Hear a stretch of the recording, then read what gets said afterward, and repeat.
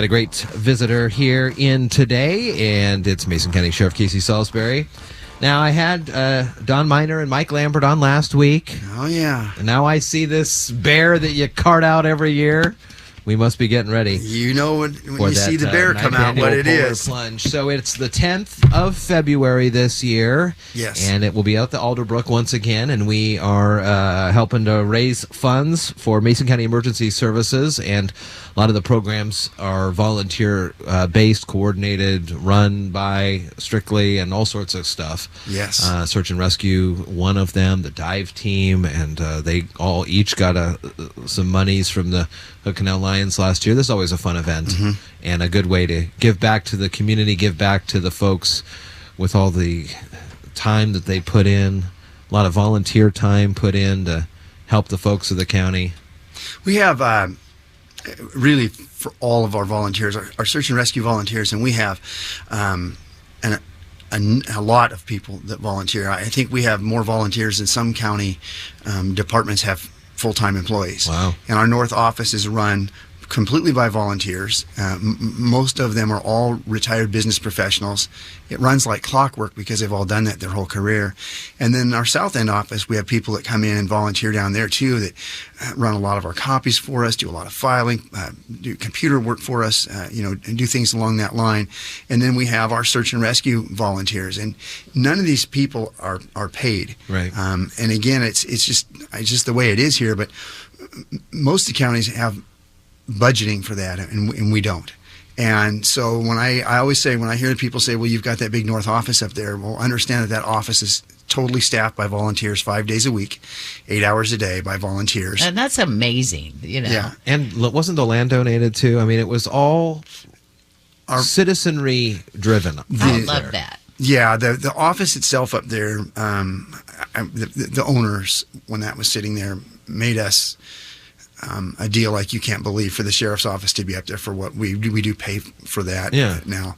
But for what we get, it is next to nothing for what the county gets out of that by having that office up there. And those volunteers, we dedicated that office. I don't even remember. We dedicated that office to Sheriff Steve Weibart because he really started bringing in the volunteers in his first term, and we've carried that on. And those volunteers actually report to one of our chief deputy, civil division deputy, Chief Byer, and we don't really, they run everything. I mean, they've done it for so many years, all those gun permits, all the things that go on in that office, that's all volunteers. So when people come in and say, well, you've got all these people in your office, please remember that entire thing is volunteers. And then the folks that we're kind of talking a little bit more about today, when our search and rescue teams, we have some people that oversee when we go out from the sheriff's office.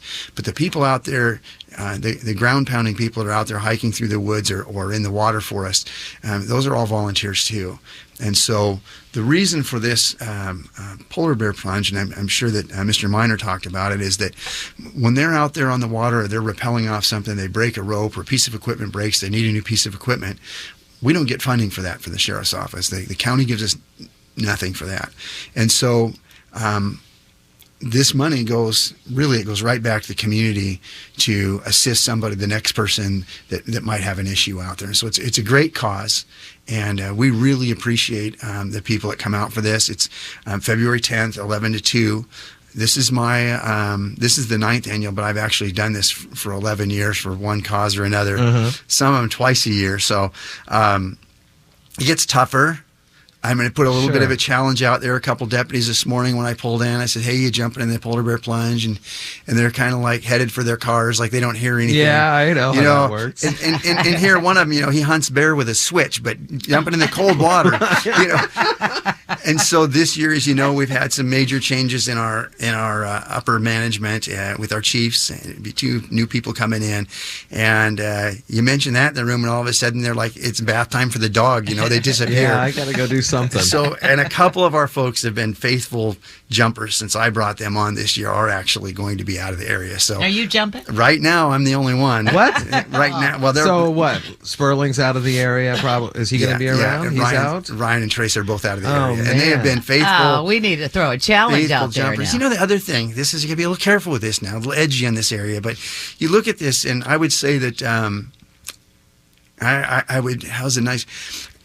I'm one of the more senior people in the office. Okay. And if you notice who the ones jumping, who the tough ones have been, and I'm like, hey, where there's some other people that could those young boys toughen and up a little girls. bit, So we're hoping this year to get a great jump out. And I want to thank the Lions Club, the Hood Canal Lions, Sure. and I bring up Don Miner and Mike Lambert. Without the effort that they put into this to organize this, there are just certain things we couldn't do anymore. Right. Because it would be all out of your own pocket, and some of that equipment is very, very expensive. And I think a couple years ago, I'm pretty sure on this one of the things that came out of this a couple of years ago is we've had to go off the steel bridge a few times for people. Yeah. Rappel down in there, and there's a piece of equipment that they use for ropes to go over the edge of that bridge. It's a roller type thing. It was built specifically for the steel bridge, so it locks onto that thing so we can go over, because we've had to do it so many times that I believe that piece of equipment was purchased out of this. And remember, it assists I don't know if you had fire folks in here yet, but our firefighters are in on this too, and there's a lot of them that come out and jump with us. Chief Bakken has jumped a number of times. I haven't talked to the chief, but he's a pretty tough guy. We'll see if he's back again this year. I got a feeling. I talk often with Jeremy Hicks from North Mason up there. He's got something else that day. Jeremy's a young guy. He should be hitting the water twice, in my opinion.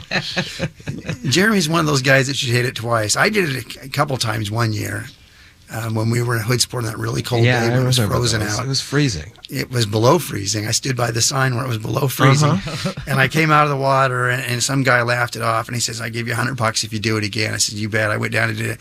Came back up, and he offered another 100. So $200 all day long. Once you're in there, once you're cold, you're cold. It really doesn't make any difference, but. It's open to people to come out and participate on the day of the event. We got the Stan Yanis and the Windjammers come out. There's a bunch of raffles. And it should be mandatory for the sheriff's department. Get them out there. Works there. Under Sheriff Barrett still got that beard. That'll keep him nice and warm if he jumps in. He was going to... I haven't seen him out before. He was going to mess with me a little bit. There's been a layoff, and so he knew that by March, and he thought about just keeping it to see if I would further lay him off. But no, he's back, and I think we need to get. He's told me he would be floating in a boat out there, maybe possibly fishing, watching the rest of us in his retirement. So take a picture. It's not that bad. Also, it's a lot of the fun. Alderbrook. They have been very kind to let us use that. And for those of you that don't know, the one thing is they do provide I don't know what you call it. It's one of the rooms that are out there. Yeah, just one of the rooms. You can go in. There's got a warm shower room. and then a changing room you can change in. So warm towels for you. And food. They're going to have some food. There's chowder and whatnot. Is Dale jumping this year? I don't know if Dale's jumping. He may not be. Go out there, right out there.